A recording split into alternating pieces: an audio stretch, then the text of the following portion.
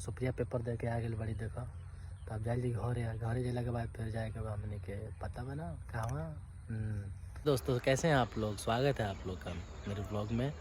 तो मैं भी अभी तो सुप्रिया को छोड़ कर आया हूँ क्योंकि उसका आज एग्ज़ाम था। तो मैं उसको अभी कॉलेज में छोड़ कर आ गया हूँ। और ये देखिए हम अभी बाइक पर हैं और मैं अभी घर जा रहा हूँ।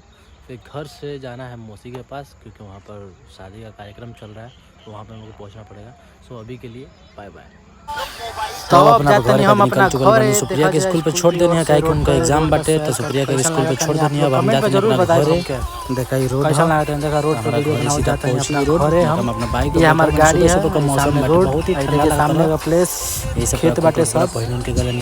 तो हम आ गए बनी साउथ नगर साइड, ये हमारे गांव के साइड में बगल में पड़ेला। तो देखा ये हमारा दोस्त हुआ मिलल बना हमारा के जा अपन हाल चाल सुनावत न।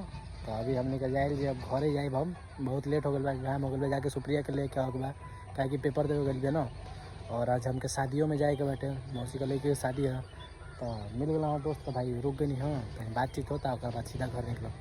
तो आप लोग हमारे ब्लॉग पर बनल रहे लोग अभी के लिए बाय बाय। सो फाइनली मैं सुप्रिया को लेने आ चुका हूँ और जाते नहीं जब घरे हमने का। तो सुप्रिया पेपर दे के आ गई बड़ी देखो। तो अब जाइए घरे जाने के बाद फिर जाएगा हमने के पता बना कहाँ। तो अभी खातिर बाय बाय। तो सुप्रिया का पेपर ख़त्म हो चुकल बा। अब हम जाता नहीं सुप्रिया के लेके घरे काहे कि घरे बहुत ज़्यादा काम बा हमके। तो अब घरे जाके निकल चुकल बनी। तो फाइनली हमने के घरे पहुँच गई बनी जा। ये हमारा घर है।